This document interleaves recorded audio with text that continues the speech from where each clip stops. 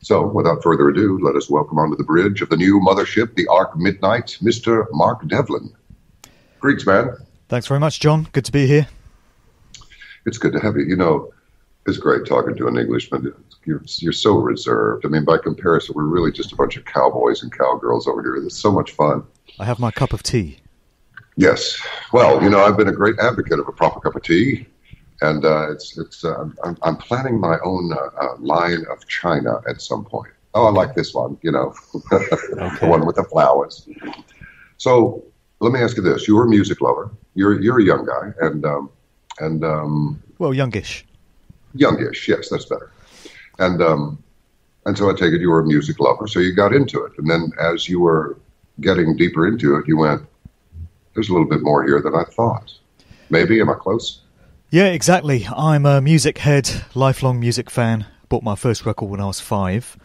Wow. Saved up my pocket money and went out and bought a 7-inch copy of Queen, Bohemian Rhapsody. Excellent. 1975, so I'm giving away my age. But yeah, lifelong music fan. And a bit of a slow learner, really, because it took me quite a long time to catch on to what was happening and what the music business was being used for. So, in my younger years, I was into pop music, basically, whatever was in the charts. And in my teenage years, when I got to about the age of 15, I started to refine my tastes. And due to the influence of a school friend, I got into what you'd call black music generally, which would be, you know, soul, funk, early hip-hop, early house music, reggae, all that sort of stuff. So I went down that route, and I had it in mind that what I really wanted to do was become a DJ and play this music for the appreciation of other people and hope that they got the same thrill out of it that I did. And so bit of hustling, bit of networking, bit of hard work, I got on the route to being a DJ. And I started out in 1990, got a job on a radio station in Oxford, close to where I live, in 1990.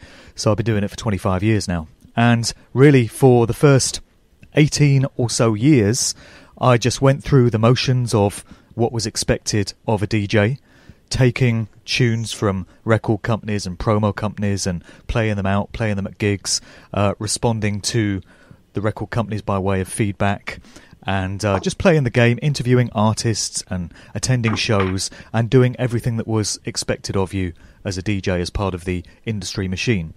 And things got to the point by round about 2008 where I'd started asking some questions about what was going on generally in the wider world and how that applied to the music business of which I was a part. And so it did take me nearly 20 years to start realising that all was not as it seemed. There were plenty of clues along the way. The main form of music that I've been involved in playing over the years is hip-hop. And hip-hop has changed big time over the course of the last 20 years. The music that masquerades as hip-hop today and is put out there under the hip-hop label bears no resemblance to what went before it. And as I say, if you go back 20 years, the lack of connection between those two eras is all too apparent. And so it was really what was being done to hip-hop culture and hip-hop music and black music generally which raised some alarm bells for me and caused me to start looking into it. And so the journey for me started round about 2008 and really took off big time in 2010. Well, I don't want you to think of me as a muppet, you know, but what is hip-hop? I've never heard a satisfactory explanation, including one from Professor Griff himself, one of the founding members of Public Enemy. Yeah, there's lots to say about Professor Griff, actually, and some of the research that he's done. But hip-hop is a kind of catch-all term for the culture that surrounds rap music. And there are three main facets to it. There's the rapping itself, you know, the art of wordplay, the art of lyrical expression. Then you have graffiti, which is the visual side of it, which is a very intricate and very accomplished art form in itself. And then you have breaking, which is the form of dancing that originally grew up out of hip-hop culture from the block parties in the Bronx in the 1970s, which is where the whole movement took off. There was a particular style of dancing which was related to the breakdown sections of soul and funk records, hence the term break dancing. And you have a fourth facet as well, really, which is the DJing, the turntablism, and that's the manipulation of records, of vinyl records, scratching and cutting and all that sort of thing. So there's four main facets to hip-hop, but it's basically a catch-all term for the culture surrounding rap music. So a lot of people might recognise what we're talking about by the term rap music. That's pretty good, Mark. That's pretty good. In fact, that's something that Griff said. And now I'm I have a little clarity. I want to say his statement was hip hop is something that you live and rap is something that you do, or something like that. So, but I get it. Yeah, it's pretty good. And that's something that KRS-One talks about as well. KRS-One is a real advocate of the whole culture of hip hop as an art form, and it being recognised as an art form up there with classical music or literature or classic art. There's lots of advocates for hip-hop being placed on the same sort of pedestal as these other forms of artistic expression, which I would certainly go along with in terms of the real hip-hop, the real essence of what it's all about, and not the fake, manufactured, horrific plastic stuff we've got today. And so, well,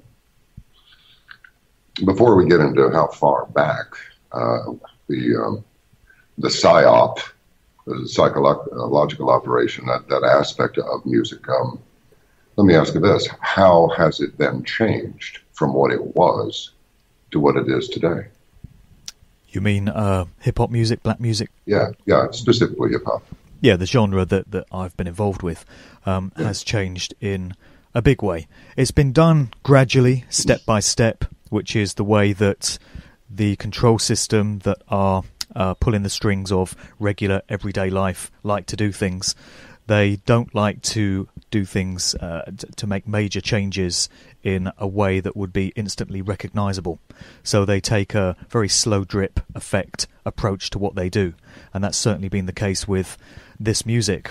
And it's been a case of the lyrical content gradually changing, the sort of things that artists have been talking about. If we go back to the early 90s, which was a fascinating period in hip-hop, and if you speak to many hip-hop purists, they will cite the period probably from about 1986 to about 1992 as the golden years of hip-hop, the golden era.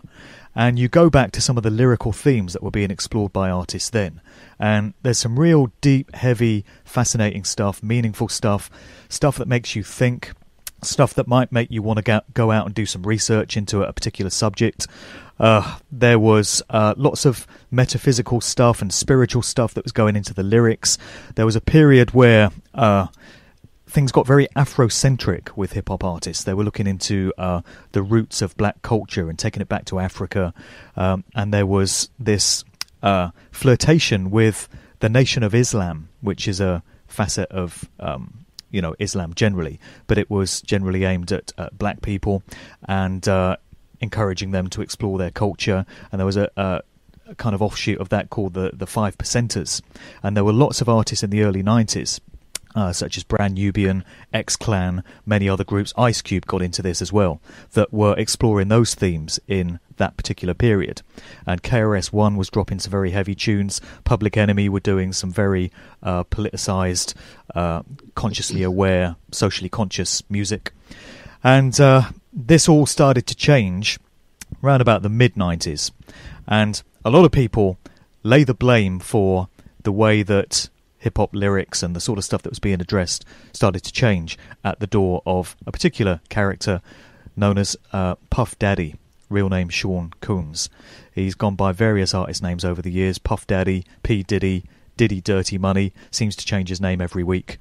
But this was the guy that put the Notorious B.I.G. on the map, who was a major rap artist of that era. And Sean Puffy Combs ran a label called Bad Boy Records, which was an offshoot of Uptown MCA, which was the label that he originally worked for, alongside a guy called Andre Harrell. And Puffy was given his own imprint, which is known as Bad Boy Records, through which to put out a whole bunch of artists of that time. As I say, Notorious B.I.G. was the most recognisable name, but there were many others. And it was round about that point where the lyrical content of hip-hop records changed from this kind of deep, heavy, meaningful stuff to basically just a few themes that we've heard repeated time and time again since that era. And it's basically all about partying, drinking champagne, wearing expensive brands, expensive sunglasses, expensive suits, name-checking particular fashion brands, getting very materialistic, becoming obsessed with the pursuit of money, talking about drugs, drug deals, drug culture, talking about crime generally, toting guns, talking about strip clubs, talking about prostitutes and sexual promiscuity, all this sort of thing. Talking about gold rims on your car, talking about gold chains. So a very materialistic approach, a very low consciousness approach, shall we say, to what life is all about. And those are the themes that we've seen rolled out through hip-hop and R&B and these associated cultures pretty much since the mid-90s. So it's going on for about 20 years now. But it was very much the arrival of Bad Boy Records, Puffy, Notorious B.I.G. Round about the same time you had Death Row Records on the US West Coast, which put through artists like Tupac. And you had an association there with the likes of Dr. Dre and many other artists. Suge Knight was the CEO of Death Row Records. Lots to say about Suge Knight. He's been in and out of jail for over the years. And, we get into the assassinations of Notorious B.I.G. and Tupac as well, which is a whole different subject in itself. But yeah, you had the lyrics changing in that way. And you had the production techniques changing as well, because in the early days, hip-hop records, one of the most beautiful things about the culture was that producers would take old soul and funk records and loop the samples. So they'd take maybe an old Aretha Franklin record or a Sam Cooke tune or a Marvin Gaye tune or something like that and get really creative with looping a certain aspect of the instrumentation or taking a vocal sample and providing that as a central hook, and then the rapper would lay down their verses over the top of this beat. Very creative way of making music. That's changed now. So gradually over the years we've seen a far more electronic method of production where the old soul and funk samples have gone out, and now you have computer generated beats being knocked up, and you have sound production techniques being used which to me sound very discordant and very dissonant and don't sit well with human brain waves, and they don't make you feel good. And I've noticed a lot of changes that have been going on in the production techniques. And then you have things like auto-tune, which is this terrible method of production where they plug a vocalist into a piece of software which makes them sound like a goddamn robot. I'm sure everyone's familiar with this particular style of production. Now it's everywhere. And you have young aspiring singers who think that if you want to have a hit record, you have to make yourself sound like a robot. And so they actually try and emulate the vocal sound of auto-tune, thinking that this is the way singers now sound. I would suggest it's not by accident that auto-tune is all over every goddamn thing now. What is this, like a prelude to transhumanism, or what is it? I think it is. My opinion of it is that there is a transhumanism agenda. The elite controllers, call them what you will, do want us to place a reverence on technology and machines. And they want an entire generation that is now growing up to be completely dependent on electronic ways of doing things. And there's some subliminal manipulation going on in terms of implanting these ideas subconsciously into people's minds that technology is great, it's our friend, we need it. And to me, this is a prelude for them later in the day, trying to introduce things like the microchipping agenda and having us all plugged into giant computers which run every aspect of our daily lives. And for me, auto-tune is just glorifying electronic ways of doing things and making us think this is how it is, folks. Well, so what is it then, Mark? I mean, is it like this is the product that is realized when idiots are allowed to play with powerful toys, or is it really a dark agenda? Well, to me, it is a dark agenda. When you start looking at the wider picture, which I'm sure we'll get into, and some of the other facets of what's being done to the music industry and the entertainment industry generally, incorporating Hollywood movies, television programs as well, because they all fit into the same scene. There's a very dark agenda at work. And those that are running the show, those that are pulling the strings, ultimately it's the same names. When you get to the top of the pyramid, if you want to use that particular analogy, you realise that it's the same names that are manipulating the entertainment business. They're also manipulating the banking system, all the big corporations, the governments, the academic institutions, the military, all the rest of it. You know, ultimately, it's the same individuals and the same organisations that are doing it. And you come to realise that, unfortunately, inconveniently, they are obsessed with the dark occult. And they seem to feel the need to roll out certain rituals and to embed certain dark occult practices into everything that they do. And there's some clear indications that the music industry has been used along these lines for many decades. Well, now, is it too much of a stretch to suggest that, okay, they're embracing the dark side? So if we say that, does it follow that they're embracing evil and they are rejecting goodness? That's the Just way. asking. One doesn't really exist without the other, right? Sorry. That's the way I see it. And in my view, and from my research, and in the view of many other researchers that have looked into this area, the music industry is being used big time for mind control and social engineering of large numbers of people. And it's in line with an agenda to cut people off from their spirituality, their true nature, their humanity, and to encourage people to embrace things which are degrading and debased and which go against the natural human condition. Unfortunately, they have a strong and long-running track record in doing this through various methods, and this to me appears to be what the agenda is. All right, then let me ask you this. How far back does this go? Well, you were saying that the halcyon years were 86 to 92, I think you said, yeah. And so then what? Or does it go back even there? It goes back a long way, a very long way. And as I said, I was a slow learner. I was quite naive when I first came into this, because what first alerted me to the fact that all was not as it should be in the music business was looking at how the hip-hop game had been changed over quite recent years. And there was a great website that I got put onto in the early days called Vigilant Citizen. It resides at vigilantcitizen.com, and it's a researcher in Canada that goes into analysing a lot of the occult symbolism that is getting put into music videos and on music sleeves and in promotional shots and all the rest of it. And not just in music, but in the world of fashion, in the world of sport, in Hollywood movies, in television, you know, entertainment generally. And it breaks down what all these symbols are, what they're designed to represent. It talks about mind control, trauma-based mind control, and how that's applied to the music business. And so I got into looking at a lot of the articles that were on this site, Vigilant Citizen, and I came to realise how the manipulations were being done to contemporary music and the music scene going back to sort of 2007, 2008.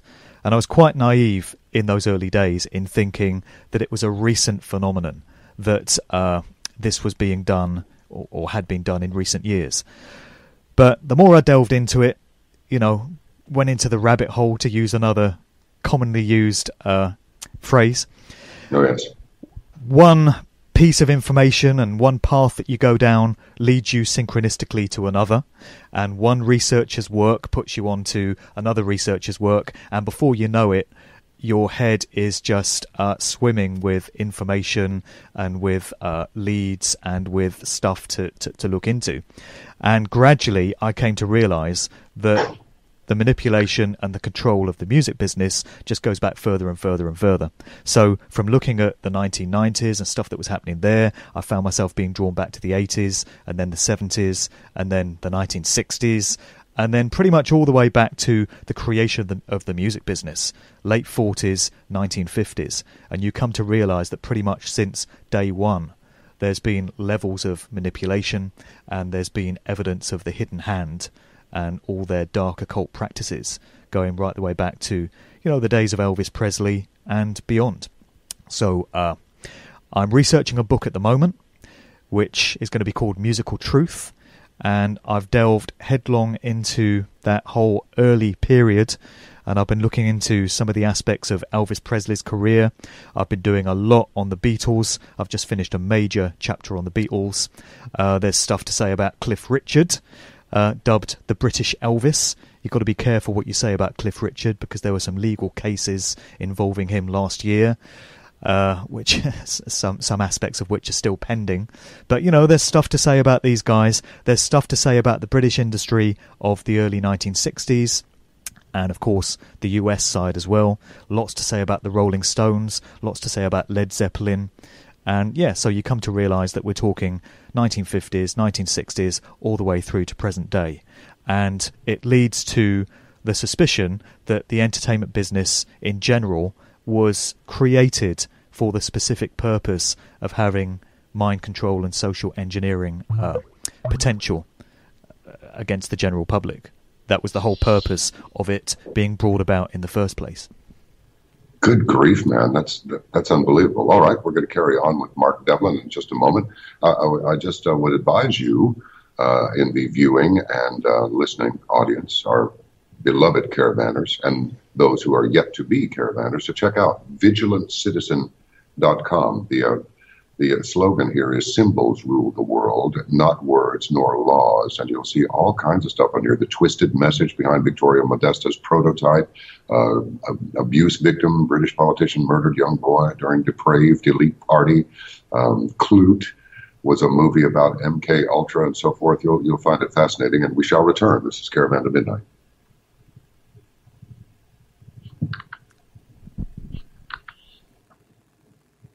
The aha moment, we have returned. This is really scary stuff, but long ago I heard that the Chinese were, maybe they still are, very careful not to allow popular music to be released into the public. That's a little bit of redundancy there, but pop, what's known as pop music, to be released into the public because it would change their ideas about things. And even back to medieval England, there's certain chord progressions were banned because it evoked emotions that were not wanted. So apparently music, Pythagoras, I went on this quest, Mark, to find out where did the notes come from. And my quest led me to the answer, which was Pythagoras and the orbs. The planets, actually, in those days, apparently in antiquity, it was so quiet you could hear them singing. And he came up with this diatonic scale and all of that. So it's like, so the musical notes come from the planets. I suspect that's behind Holst and the planets, but maybe I'm wrong. Maybe that was just a convenient and interesting coincidence. But anyway, carry on, man. I'm hanging on virtually every word. Well, yeah, it doesn't surprise me what you said about music coming from the planets, from the universe. I think that music is encoded into the very fabric of the universe, of this reality in which we find ourselves. It's the same thing as numbers. When I was a lot younger, I used to think that numbers were a man-made thing. It was a concept that mankind had invented in order to measure things and to make our lives more convenient. But you come to realise that numbers are absolutely inherently encoded into the movement of the sun, moon, planets, the structure of the universe, the structure of the human body, the dimensions of the human body. Numbers crop up time and time again. And it's the same thing with music and sound generally. One thing which my conscious awakening of 2010 allowed me to understand was the fact that everything in existence is energy, the same universal energy, vibrating at different frequencies. And it's sound and light energy. Sound and light are the building blocks of this reality, or this apparently physical reality in which we find ourselves, although in reality it's holographic rather than physical, but that's a whole different subject. But yeah, it's all about sound and light frequencies. And so there's a definite science to sound, and there's a science to music. And inevitably, those that are controlling the music business and have been for decades would understand this at the very highest levels. You know, the priest class of these elites that we're talking about would understand how the scientific aspect of it works. And as you say, this goes back centuries, because there's quotes from Plato and Aristotle and Socrates talking about the power of music over the human mind and how it can make you feel a certain way. It can affect your moods and your emotions and your very vibratory state, your state of consciousness. And I sometimes use the odd Socrates and Plato quote in my presentations to make me sound intellectual and more clever than I am. You know, it's a good thing to do. But we all want to sound more. Stick a Plato quote in there. Always, it never fails. All right, now what's going on with all this eyeball Illuminati stuff? Well, this was one of the early things that I got into via the Vigilant Citizen site that you just mentioned. And it was all about the symbolism that was getting placed into music videos and such. And you had a handful of symbols that just kept cropping up time and time again in the videos of the likes of Jay-Z, Kanye West, Beyonce, Rihanna, Katy Perry, Lady Gaga, those sort of artists. And one thing you had was the constant highlighting of one eye. And you would see it time and time again. And there are various ways of doing it. Sometimes it's a case of covering one eye with the hand. Sometimes you would see a hat brim tipped over one eye to shade it. Sometimes the hair would be over one eye. But whatever the case, it would be a method of highlighting and drawing attention to one eye. And the interpretation of this is that it's intended to signify the all-seeing eye, which we hear of so much. If you flip the back of a dollar bill, of course, you have the pyramid there with the removed capstone, and you have the eye in the capstone of the pyramid. So it's evoking that imagery. The all-seeing eye is symbolic of the third eye, so to speak, which is the pineal gland in the centre of the human brain, which is a portal to higher states of consciousness. It seems to be symbolic of that. And it's a favourite calling card of, you know, the Illuminati, the elites, call them what you will. And they seem to feel the need to put this one-eye symbolism out there and get their puppet stooge artists, which is what these individuals really are, to do it upon instruction. Then you have this triangular thing, which happens with the fingers. That's a speciality of Jay-Z. You see that all the time. And Jay-Z will tell you that that is the rock sign. That is said to be the rock sign. And the cover story behind it is that it's supposed to be a representation of a diamond, aka a rock. And this ties into the name of Jay-Z's record company when he first emerged in 1996 and virtually overnight became the biggest rapper out there, following the demise of the Notorious B.I.G. The record label that he came out with was called Rockefeller Records, which is a name to conjure with. And it was like rock a fella, so he kind of broke down the name into 3 syllables. These days it's called Rock Nation. It's kind of morphed into Rock Nation, but you get this triangular thing getting done the whole time, and we're told that it's the rock sign and it's representative of the Rock Nation label. And it's supposed to be a celebration of the bling culture of hip-hop. Rags to riches, you know, we made it against all the odds. We've come out of the ghetto. Now we're enjoying the high life and enjoying all the materialist trappings of the good life, you know. And Jay-Z says that he invented this symbol. There's an interview that used to be online whereby he talks about the idea for inventing the rock sign. And you see it in Jay-Z concerts the whole time. Upon instruction, all the fans in a big arena, so you might have 10,000 people or more, on instruction all throw up this rock sign and put this energy out into the atmosphere, the energy of this symbol. And so you have Jay-Z claiming that he created it, but when you do a bit of research into what this symbol actually is, you realise that it's been around forever, and it goes back decades, if not centuries, and that it's been a favourite symbol of many occult secret societies, including the Church of Satan, Anton LaVey's Church of Satan, the OTO, of which Aleister Crowley was a one-time leader. I tell you, when it comes to Aleister Crowley and the music business, this guy is like a rock star in his own right, because Aleister Crowley's name and his influence and the secret societies and occult societies of which he was a member just keep cropping up time and time again.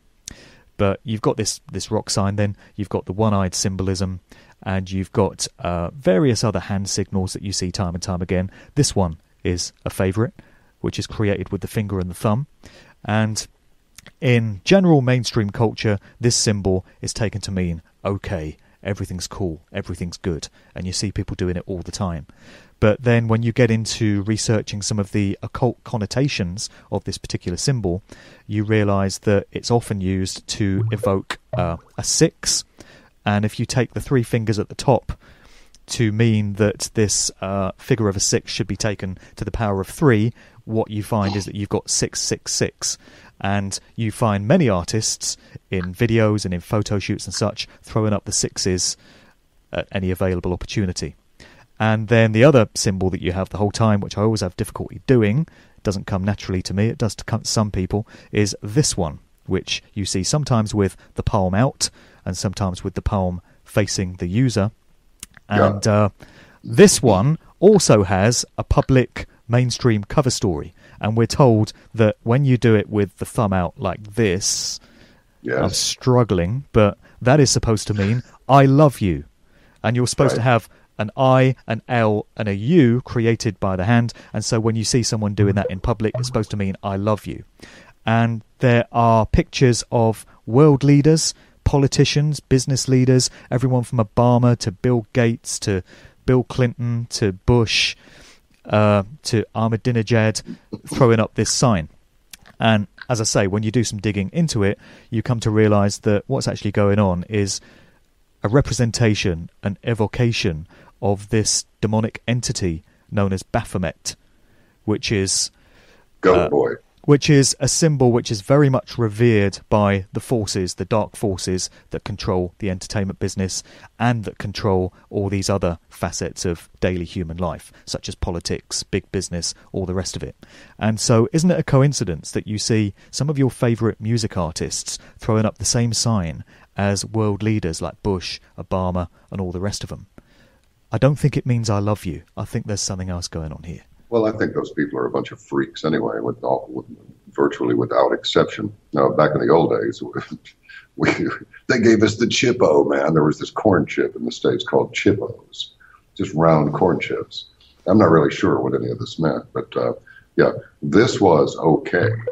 But this was the Chippo. And I'm not really sure what the Chippo was supposed to signify, but it was widely interpreted as some sort of a mild insult. As far as this is concerned, I thought that was just a double inverted finger. But anyway, what do I know? You know, it seems to me that these people are really eating up with it. If I can't understand how it is that all this stuff just gets viewed right over people's heads. You look at that dollar bill you brought up earlier. Have you spotted the little owl? You know about the little owl? Oh, yeah, I've seen that, yeah. Yeah, the tiny little owl up there in the corner, a miniature representation of the great big owl out of Bohemian Grove. Exactly. And then you flip it over. I mean, wouldn't a normal person say, what is this floating eyeball in the triangle above the pyramid? And what is it with this, like, looks like a Star of David, sort of, with 13 stars in it on the other side. And, oh, that's right, that's not an eagle, that's a phoenix. In one talon, oh, look, 13 arrows. Oh, look, in the other talon, 13 leaves on what are purported to be an olive branch. It's like you get the arrows or you get the olive branch. What'll it be? I mean, these people should be rounded up, put into stocks, and whipped hour after hour across their faces with socks full of wet horse manure, just for starters. But I'll let you proceed. And believe me, I'm not trivializing this. I really mean it in public, and then put on display on YouTube one by one. I think that's a good starter for punishment for them. Look at the havoc they wreak all over the world. Unbelievable. And people just take it. Yeah. They just take it. I guess that's why 90% of all the casualties in any war are citizens, because they allow it. Anyway, go ahead, Mark. Well, I think your method is very restrained, John. That's very restrained of you. I think I'd probably go a bit further myself, but that's just me. Maybe I've got some development to do on that front. But anyway, what you're saying about symbols, it's very important to them to implant these symbols into the subconscious mind of the general public.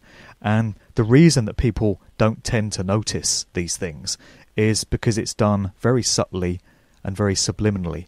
And they recognize the power of the subliminal mind to absorb information that the conscious mind is not aware of. The statistics, there's some ridiculously high figure in terms of the number of pieces of information that the human brain or the human eye absorbs in a second. It's several million pieces of information. But because the conscious mind can't possibly process and make sense of that huge amount of information, it selects what it considers to be important and what it needs the person to react to and act upon. And everything else goes into the subliminal mind and gets stored there. And there are circumstances in which you access this sort of depository of information in the subliminal mind. It comes out in dreams. Much of the content of your dreams is based on stuff that you've absorbed during the course of your day, but your conscious mind doesn't recollect it. And then you can go into mind-controlled states, which are brought on by various things, mind-altering drugs and other manipulations of the mind, which allows all this stuff to come out. But people are absorbing all this information subliminally every moment of the day. And that's what these symbols are designed to do. And all these symbols have a meaning and an intent attached to them. So whoever it is that's creating the symbol and putting it out there in a particular instance or a particular application, they have charged this symbol with a particular meaning, a particular intent. And when the user is picking up on this symbol in a subliminal way, when it enters their consciousness, they're making an energetic connection with the original intent behind the symbol. And so if the individuals and the organizations putting these symbols out there don't have humanity's best interests at heart, shall we say, and are obsessed with the dark occult and want to put out these satanic kind of ideologies, it means that whenever people are making a connection with these symbols, they're making a connection with the original energy that was attached to that symbol. And they don't realize the effect that this might be having on them. And it's simply a case of becoming aware of the way the game is played and what these symbols are used for. Because when the method is revealed to you, and when you understand what these symbols are being placed in public view for, it no longer has that effect on you. The spell is broken. It's like discovering how an illusionist does his tricks. David Blaine, let's say, or Derren Brown in the UK. Once you realise how they pull off a particular trick, they'll never fool you with that trick again because you understand what's being done. Sure. And once people understand why these symbols are being put out there into the public consciousness, what they're designed to represent, they're never going to have that same effect on you again either. And you're going to start noticing these things. And so that's why I think it's important for researchers such as myself and anyone else that becomes aware of this information to communicate it as widely as possible to as many people as possible, so that this spell is broken and so that people aren't walking around in a mind-controlled trance state, which is how people are so easily manipulated and which is how this control system and their various methods have been successful for so long. It has to come to an end. People are becoming aware of this far too slowly for my liking, but it's happening, and we just need to keep communicating why this is being done and how it's being done.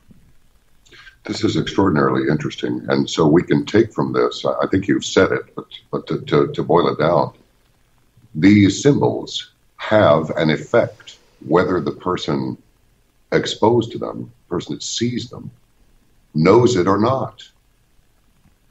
I believe that they do. Right? I believe that they do. What else could explain the obsession with putting them out there? what else could explain the fact that these same symbols just keep cropping up time and time again in the videos of all these different artists who are supposed to be, we're told that, music artists are individually creative musicians that are expressing themselves in an individually creative way. So how is it then that they're all doing the same symbols? I've got a composite picture, which I use in my presentations, of the sheer number of contemporary music artists, and going back a few years as well to some of the older ones, that are doing the one eye thing. And I don't know how many artists are in the picture, but it's at least 100. How could 100 artists on different record labels, from different cities and different countries, in different genres of music, all be putting out the same symbols if they were just doing it spontaneously and expressing themselves creatively, and they weren't being puppeteered and instructed in what to do? It's pretty obvious to me that it is. There's an agenda going on, and there has to be a reason why so much importance is placed on these symbols. It's having a subliminal mind control effect on the general public, and people need to wake up from their trance and understand what's being done to them, because it ain't being done for the good of humanity or the good of... it's interesting. We talked with a couple of fellows almost a year ago. That would be Pier Paolo Alberghini and Dr. Ibrahim Karim, and they do this thing called biogeometry, and they say that the presence of symbols around you does in fact affect you. And of course they're on the light side. They're working for the powers of good, unless their agenda is very, very well concealed, and I can't imagine that that's true. And most people nowadays have no idea what let's just take England for example. Went through with that conflict, the latter unpleasantness with Nazi Germany. The swastika, that old symbol, goes back to the I think it goes all the way back to the Vedics, and it was a sign of prosperity and all things good. So, which is why they call their deal the Third Reich, which is the third wealth. So, I mean, is it possible that a swastika, a symbol of, nobody knows it, or at least not contemporarily, they see one now and they go, oh, that's bad. But they were put on holiday cards, they were put on Christmas cards back in the 30s even. And is it possible that this symbol, just being around, was able to pull people into this is going to be great, we're on our way to the third wealth, it's going to be fine? I mean, you make a pretty strong case for it. Well, one thing I've come to understand is that symbols in themselves don't have any power in terms of being negative or positive. They're neutral in their base state, and it's all about the intention and the will that is put onto them, the meaning that they're charged with. And the swastika is a good example because, as you say, I've heard that it goes way back to the Indus Valley in the Vedic times. It was used by the Native Americans, and it was a symbol of the sun. It was used by the Phoenicians as well as a sun symbol, and it was used as a very positive, well-meaning, benevolent symbol. Very, very positive in its evocation. And what the Nazis did was they flipped it round. They reversed it, inverted it. And in doing so, they inverted the meaning of it. And it became, instead of a benevolent, well-meaning, positive symbol, an empowering symbol, it became the opposite of that, a very negative symbol, charged with dark energy, which represented what they were all about. And this is something you see time and time again as well in Satanism when you get into the world of the dark occult. It's all about inversion, taking something that's pure and good and positive and flipping it around, turning it around. So Satanists will use an inverted cross.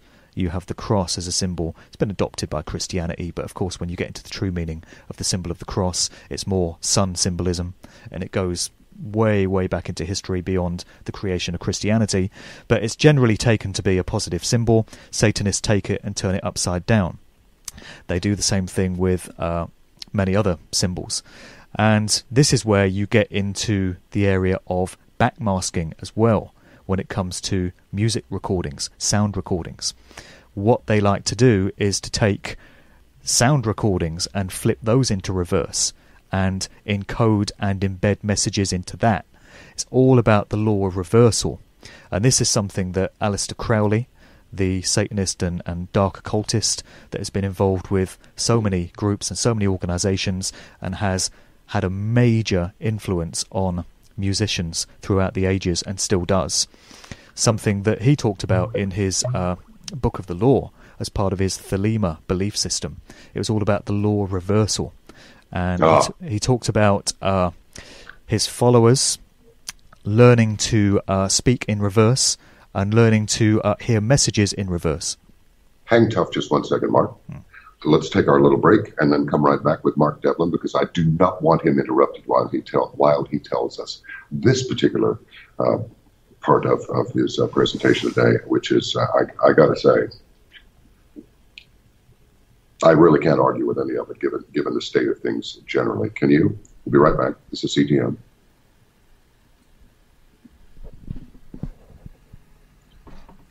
Right. Welcome back to Caravan to Midnight. Mark Devlin is our guest. And you were saying about backmasking and reversal. Yep. Yeah. So I take it that has this been going on like pre-Beatles White Album? It pretty much has, yeah. Although the White Album is a good example of it. And Sgt. Pepper's, that's it. Sorry. Sgt. Pepper as well. Yeah. The Beatles were actually into backmasking in a big way. Or at least those forces controlling the Beatles, because this will be a controversial viewpoint, but my own personal view is that the 4 members of the Beatles were themselves puppets and stooges of those that were controlling the career of the Beatles. I mean, we can get into that in due course, and that won't be popular with certain Beatles fans and certain music heads that were around in the 1960s. I understand that. But this is something that I've come to understand from recent research. But when we get into backmasking, which is otherwise known as subliminal messages hidden in music recordings, the best example of it that people will probably be familiar with is Led Zeppelin's Stairway to Heaven, their classic track from 1971 from the Led Zeppelin 4 album. If you go to Led Zeppelin's Wikipedia page, you will actually find a reference to these suggestions that there are subliminal messages encoded within Stairway to Heaven. This is an incredible thing, because Wikipedia is a controlled site, basically. Right. It's the official version of everything. It's not as independent as they would like you to think it is, written by members of the general public. It is a controlled site. So what a surprise to find this subject area openly discussed on Led Zeppelin's Wikipedia page. And what they do on that page is they give you a snippet of the section of Stairway to Heaven which is said to include a subliminal message when played backwards. They give you the snippet of the recording played forwards, and they also give you an audio clip of it played backwards so that anyone can play it for themselves and see what they think of the suggestion. And the suggestion is that in the phrase which in the original lyric goes, if there's a bustle in your hedgerow, don't be alarmed now, it's just a sprinkling for the May Queen. When you play that in reverse, it's said to include a message something along the lines of, here's to my sweet Satan, and other references to Satan. To me, it's quite convincing. It seems quite feasible to me that something is going on there, because I've had other experiences in this subject area. People can play that and make up their own minds about it.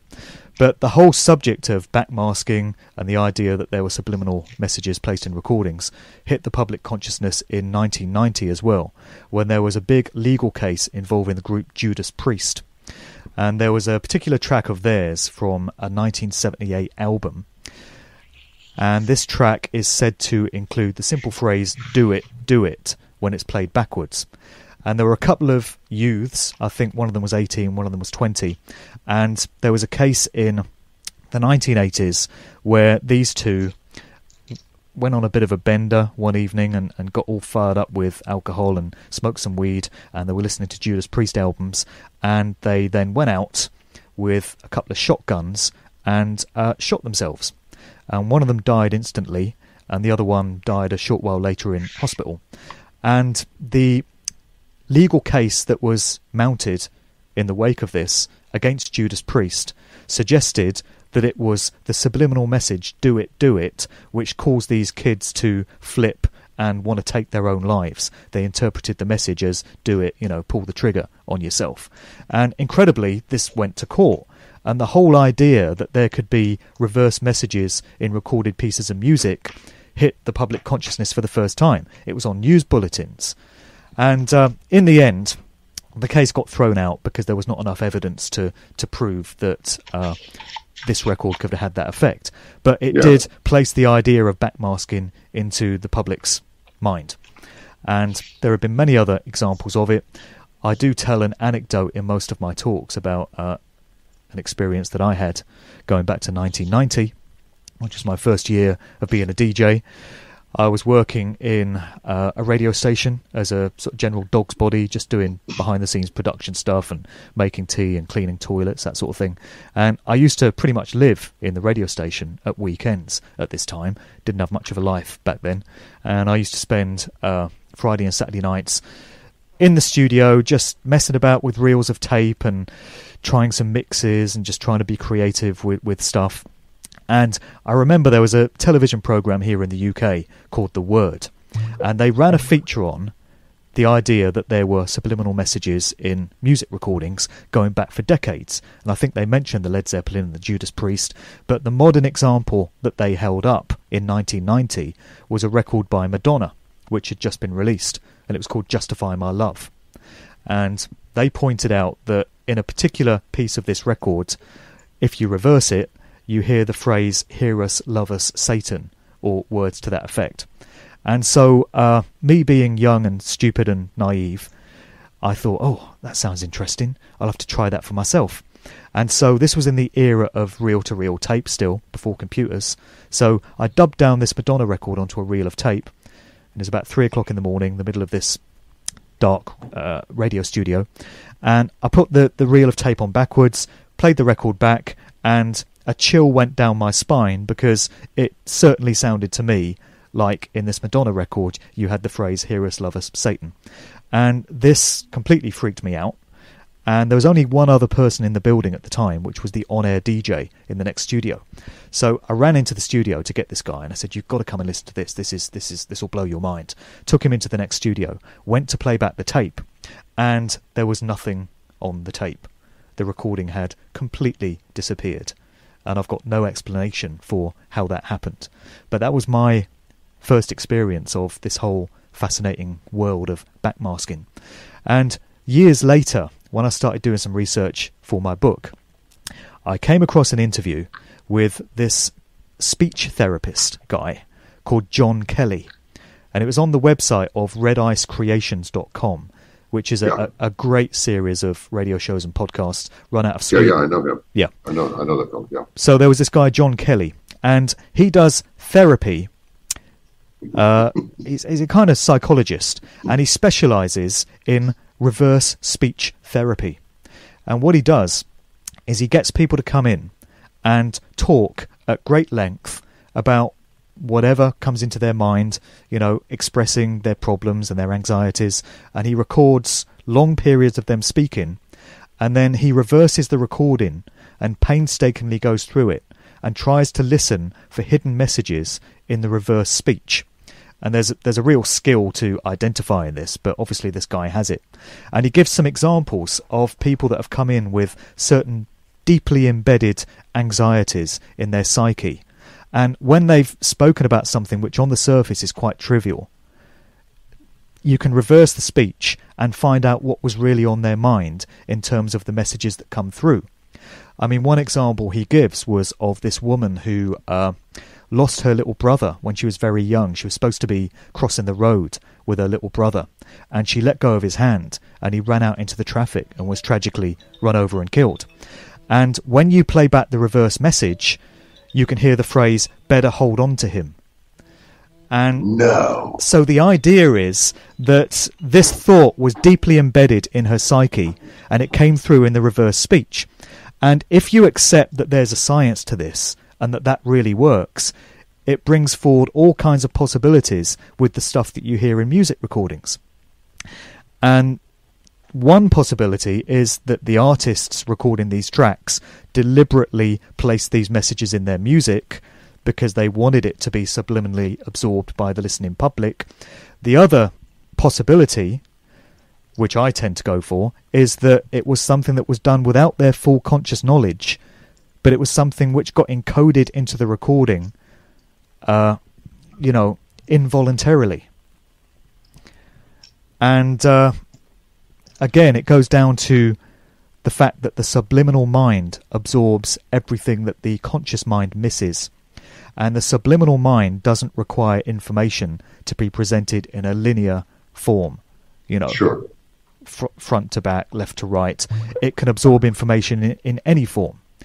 And so reverse messages can be absorbed by the subliminal mind, and the meaning can still be taken from that message in a way that wouldn't make sense to the conscious mind. And that brings forward all kinds of connotations to the idea of backmasking and the effect that it can really have on the human mind without people knowing. Well, I knew that there was something to, well, isn't that strange? Well, sometimes maybe when we're not on the program, I'll tell you about some music that I recorded back in the old days, back when I was sort of a wild buck. And had a three-piece band. It was actually pretty good. But I played some of that stuff backwards, and I thought, okay, I really wonder if there's something to this. And apparently there is. Now let me ask you this. How did Aleister Crowley, for example, get hooked up with Led Zeppelin? I mean, did he show up at the concerts, or did someone put them in touch, or did they seek him out, or do you know? Well, Crowley died in December 1947, so he kind of missed the rock and roll era. But what's incredible is the influence that he's had on so many musicians through the ages. The Beatles were obsessed with Crowley, and you see him cropping up on the Sgt. Pepper sleeve, among other evocations. Exactly, he's in the top left of the Sgt. Pepper sleeve. And the Beatles said at the time, or those that created the Sgt. Pepper sleeve, said, this is a homage to our heroes. And there were all kinds of people in there. William S. Burroughs, Edgar Allan Poe, Aldous Huxley, author of Brave New World. Lots of suspect characters in the Sgt. Pepper sleeve, but Crowley was in there. And there's all kinds of other evocations of Crowley in the Beatles' work. The Rolling Stones were obsessed with Aleister Crowley. The Rolling Stones worked very closely with a guy called Kenneth Anger, a filmmaker who was also a Satanist, quite open about it, and quite proud of his dark occult leanings. Led Zeppelin, Jimmy Page, was completely obsessed with Aleister Crowley, to the point that he bought Crowley's house on the shores of Loch Ness in Scotland.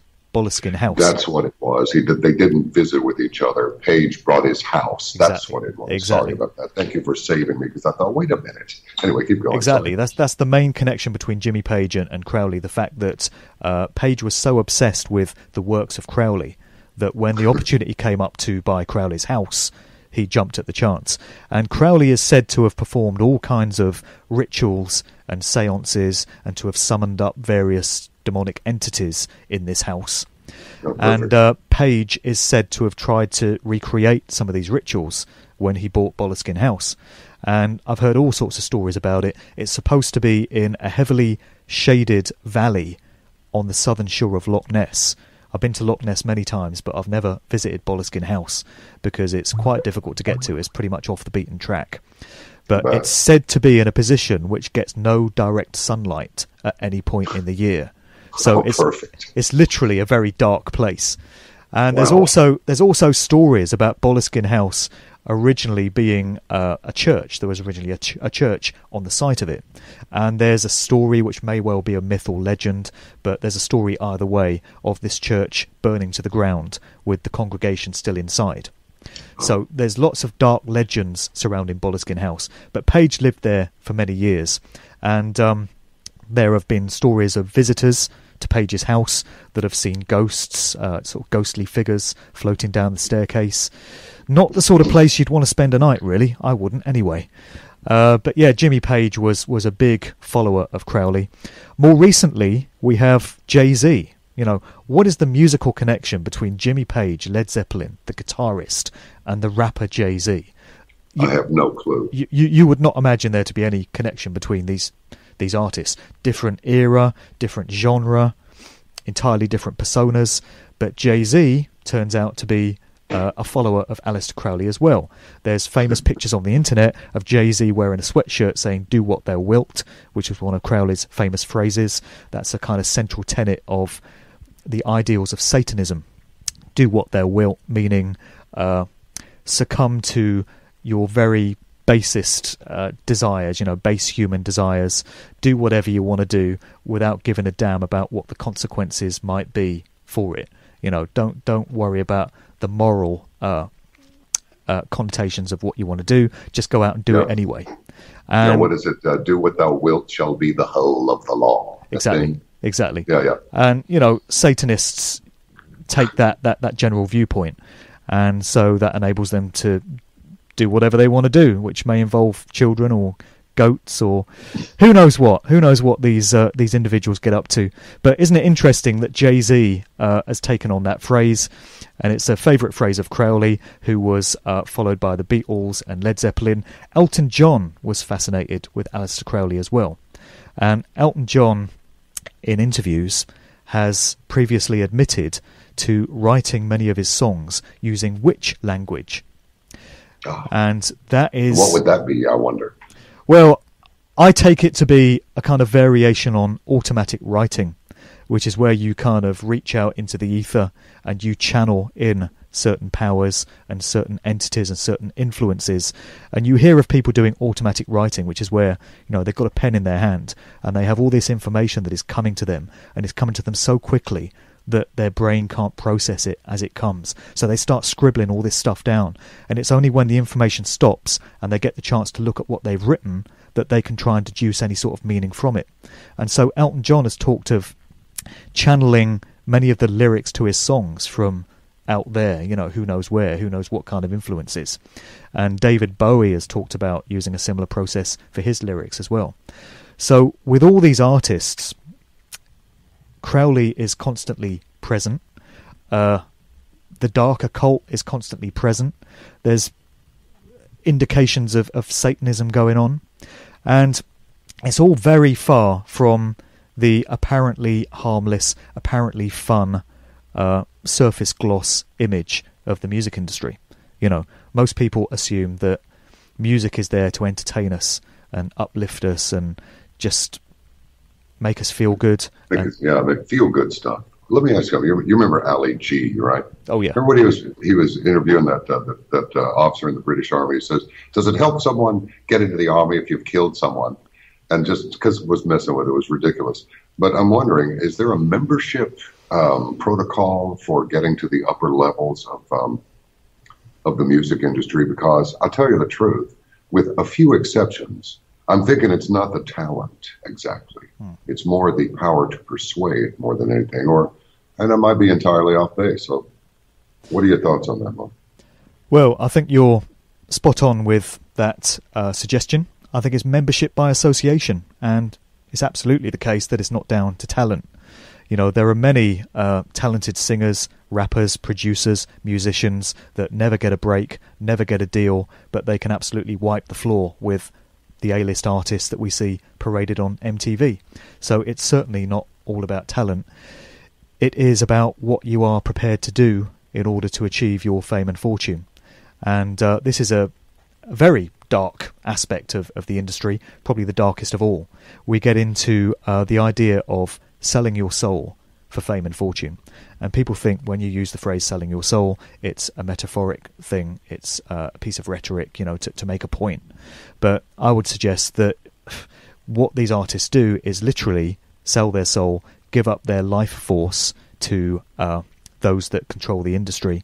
And the point at which they sign the contract is the point where their life is no longer their own. Your arse is owned wholesale from that point on. Quite literally.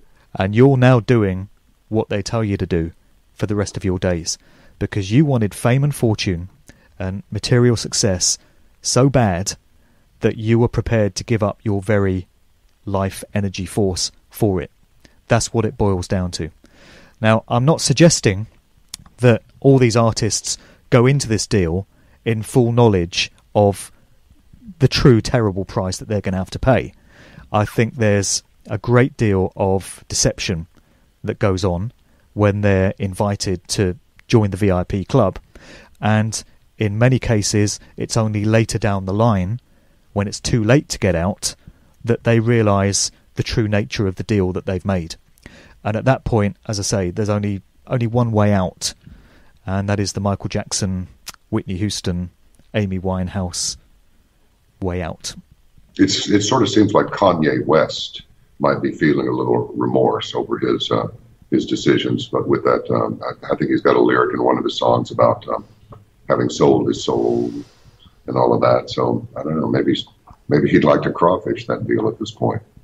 Eternity's a long time. Isn't it just? I think there is a whole world of music artists out there, also Hollywood actors, also television presenters, and people throughout the entertainment business generally. You could probably say the same about footballers, prominent sports stars, prominent models, because it's the same in the fashion industry, the sports industry. Any walk of life that puts you on a pedestal and puts you into the public and makes you a star, makes you famous, there's a very heavy price to pay. And ultimately, all these industries are controlled by the same individuals, as I said earlier, at the end of the day. Kanye West is a great example of what goes on.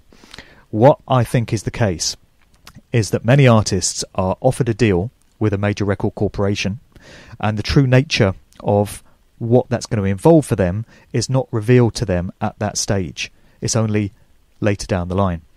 Kanye West started out as a producer before he became a rapper.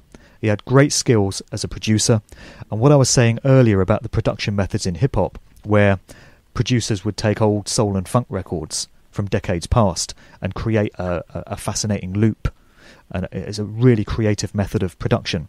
Kanye used to specialise in that. He would take some great old tunes and rework them, and his style of production was very refreshing in that way.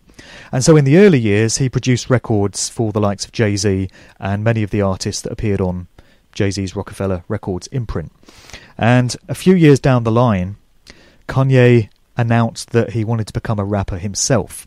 He didn't just want to be seen as a studio guy. He believed he had lyrical skills himself, and he wanted to become a rapper. And so he emerged as an artist in his own right. And he put out his first album in 2003, which was called The College Dropout. And this was seen as a breath of fresh air by real hip-hop heads, hip-hop purists, because he was talking about real, meaningful stuff in the lyrics. There were some great tracks on there. The key track on that album is All Falls Down, and he actually makes a very profound statement on it. One of the lyrics goes, the prettiest people do the ugliest things on the road to riches and diamond rings. He's making a statement about how people do sell themselves out for fame and fortune because they want it so badly. And then a couple of years down the line, what do we see? We see evidence of Kanye having done just that himself, because by the time of his next album, 2005, his music, his sound had all started to change. His persona had started to change. Again, it's the slow drip effect. You don't notice it straight off, but it's done gradually over the course of a few years. And then as the noughties progressed, 2007, 2008, 2009, you notice Kanye's music just getting gradually darker, more debased, more degraded, more ignorant, more retarded. And the sort of stuff he's talking about now, it's just, there's nothing meaningful in there, there's nothing uplifting. He's just part of the agenda to brainwash and degrade young people and cut them off from their true nature, have them thinking about things that just don't matter, have them chasing material dreams and not giving a thought to the really important things in life. Kanye is part of that agenda now. His production style has changed. He put out this god-awful album last year called Yeezus, which was full of really dissonant production styles, screeching noises, horrific electronic sounds, auto-tune everywhere, And what's happened there is clearly Kanye has been led down this certain path by the forces that control him, and he's absolutely not got any say over where his career is going. He's doing what Mark, he's told to do. So much, we've got so much more to talk about. I was wondering, we're going to have to bail here in a second just for time reasons, but would you acquiesce to a second half of this interview where we can talk about the positive aspects, where better music that might be actually uplift people rather than destroy them might be obtained, and some solutions to this scenario? Could we get that going on with the next few days? Because I'd really like to finish this up with you. Oh yeah, we need to do that because right. I'm all about offering positive solutions. I'm not a doom monger. I don't want people to think the world is this horrible dark place and we're all doomed, so let's give up now. They've won. Absolutely, I'm not about that. I'm about discussing empowering solutions and looking at things that we can do to make things better. So absolutely, let's do that. All right. Now, are you markdevlin.co.uk? Is that your website? That's right. Yeah, that's it. All right. Very good. Thank you so much for the time. I'll have our people in touch with your people sooner than you think, and we'll get to part 2 of this. All right. Okay. I've got more time now if you want to keep going. I'd love to, but I've got to bring on Wolfgang Halbig right now because of this Sandy Hook shooting thing. But I wish that we had. I knew this was going to be interesting, but oh well. We're just going to have to do a part 2, and we can give you some more time when that happens too, so you can get everything said that you want said. Yeah, for sure. Let's do that. Yeah.